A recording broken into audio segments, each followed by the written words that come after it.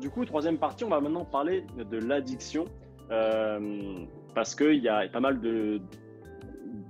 l'aspect mental rentre pas mal en jeu, notamment sur le fait que si on sait que le sucre c'est mauvais ou si justement on prend vraiment du plaisir à en manger. Donc du coup, voilà, Mathieu va nous en parler. Alors c'est vrai que là, quand tu parles de ça, effectivement, le sucre est très addictif. Et d'ailleurs, il y a la fameuse étude, je ne sais pas si tu en as entendu parler, mais la fameuse étude qui était sortie dans les années 2000, je ne sais plus exactement, c'était un professeur de l'université de Bordeaux qui avait fait une étude sur des rats. Il avait proposé d'un côté de la cocaïne et de l'autre du sucre. Et sur le long terme, il avait remarqué que les rats, à force de consommer du sucre, ne s'intéressaient plus C'était des rats cocaïnomanes.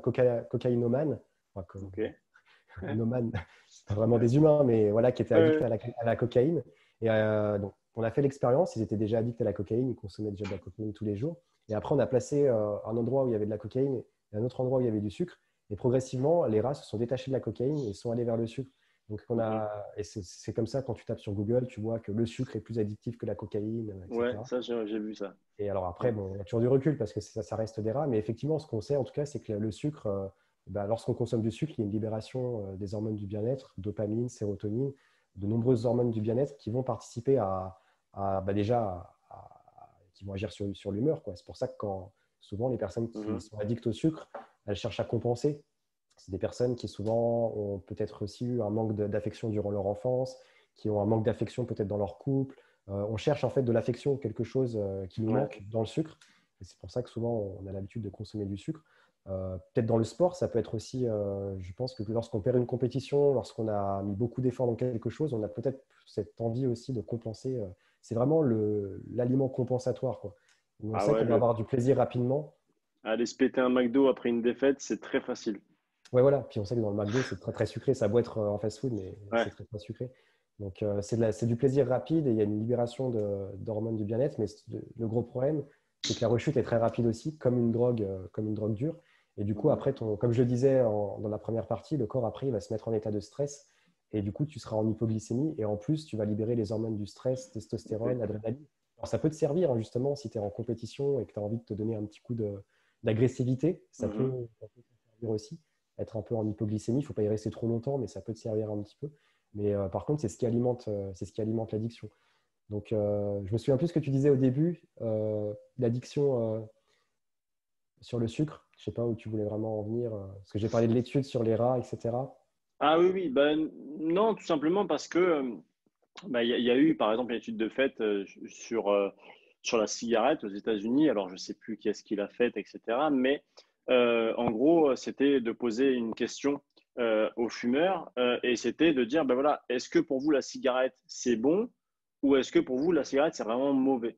Et quelques années après, donc voilà, je crois que c'était 10 ans après, quelque chose comme ça, il y a eu pas mal de décès et il y a eu plus de décès du côté des gens qui savaient personnellement que la cigarette était mauvaise pour la santé, plutôt que de ceux qui prenaient vraiment ça pour un plaisir et qui, voilà, pour eux, la cigarette, c'était tout simplement un plaisir. Et du coup, c'est vrai que c'est vraiment intéressant parce que l'aspect mental, en fait, dans en quelque sorte l'addiction, et ben, s'il y a une grande notion de plaisir, ben, dans cette étude-là, on peut voir que ça a moins d'impact en quelque sorte sur notre corps que si on savait pertinemment en quelque sorte que c'était vraiment très mauvais et que ça nous faisait cogiter et, et comment dire, ça nous faisait cogiter et nous dégrader mentalement, tout simplement. Ouais, ouais. Encore une fois, c'est la question d'équilibre. Moi, j'en parle beaucoup dans mon contenu parce que je suis contre les régimes, parce qu'on a toujours cet effet yo-yo. Je suis contre la restriction, parce que moi, j'ai été anorexique pendant 1 an. Et je vois bien Ok. après, j'ai fait de l'hyperphagie boulimie pendant 3 ans. Donc, tu vois, tu te restreins pendant 1 an et t'encaisses les conséquences pendant 3 ans. Et il y a certaines personnes, c'est toute leur vie. Donc, en fait, la restriction, il n'y a rien de bon. Et effectivement, il y a une énorme relation entre tes pensées et tes pensées et ton corps, parce qu'en fait, tes pensées et ton corps ne font qu'un. D'ailleurs, toutes les hormones qui ont déjà un énorme rôle dans notre alimentation, le rôle d'une hormone, en fait, c'est d'envoyer des messages au cerveau. Donc forcément, quand tu vas Mhm. manger un aliment du sucre, il y aura une libération d'hormones et c'est directement et ça va envoyer un message au cerveau. Donc en fait, comme tu le disais, par exemple, si tu… Alors moi, je pense qu'il faut quand même pas non plus se gaver de Nutella, des trucs comme ça, et de se dire, c'est bon pour moi, si j'ai des pensées positives, je vais pas prendre de poids, etc. Oui. Il faut arriver à changer ses habitudes, mais ne Mm, pas être dans la restriction et se dire aussi mm, que si tu as tendance à… En fait, on le dit beaucoup dans les troubles alimentaires, mais si tu diabolises un aliment, et moi, avec les personnes avec qui je travaille, les personnes qui souffrent de boulimie, par exemple, on fait une classification des aliments vert, orange et rouge, mais sans forcément les diaboliser. C'est-à-dire que même les aliments classés en rouge, on va quand même les manger, mais avec une temporalité un peu plus longue, où mm, on va intégrer ça dans des habitudes de vie, etc. Mais il ne faut pas du tout comment dire, diaboliser un aliment, parce que mm, après, tu vas forcément craquer et ton corps va le stocker, en fait. Par exemple, si tu mm, diabolises, je ne sais pas, la glace au chocolat, tu vas y penser jour et nuit. Et quand tu vas en manger, ton corps va tellement se dire il faut que je le stocke en fait, parce que je ne vais pas en avoir droit souvent. Et du coup, en fait, tu vas le stocker, même si tu en manges une mm, petite portion. Et mm. l'aspect mental est vachement présent là-dedans.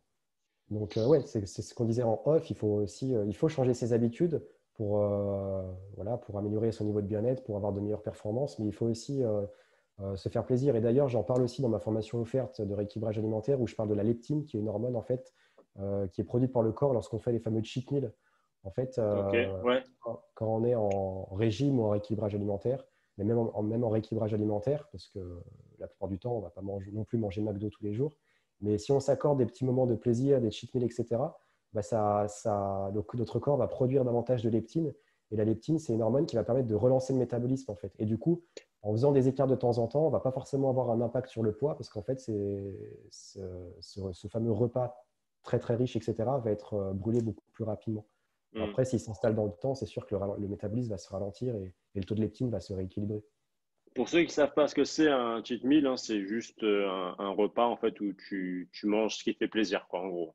Ouais. Ce qui te fait vraiment 100% plaisir. Donc, Sans compter admettons, les calories, sans… ouais, voilà, admettons, ton cheat meal de la semaine, ça va être, je sais pas moi, un gros plateau de sushi, quoi, par exemple, ou Voilà, une pizza, quoi, peu importe, pizza, mais c'est juste pour, quelque chose que tu aimes bien et qui n'est pas considéré comme sain, quoi.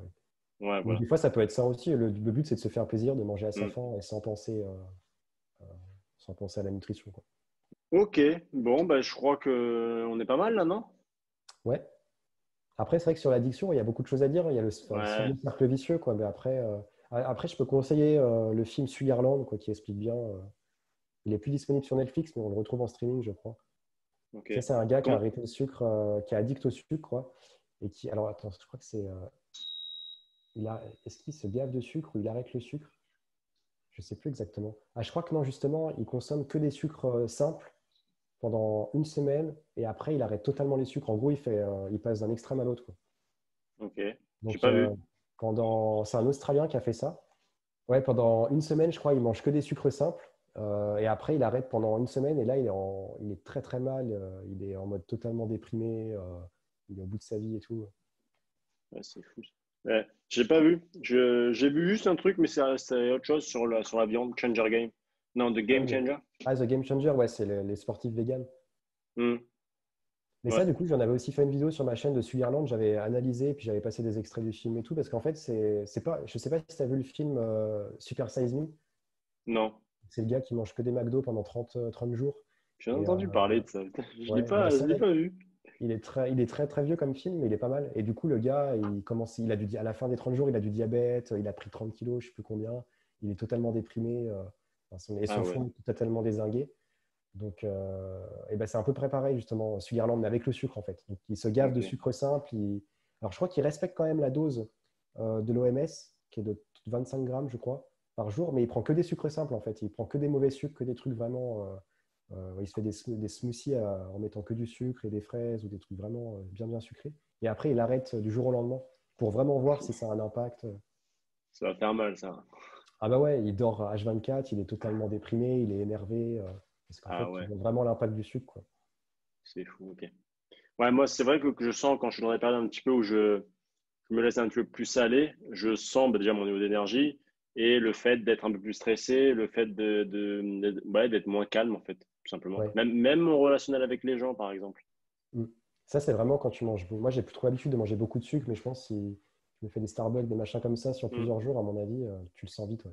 Je me souviens à l'époque, quand je mangeais beaucoup de pâte à tartiner, quand je mangeais très Mm. sucré, j'étais aussi vachement agressif, quoi. Et des fois, ouais, tu es très bipolaire, quoi.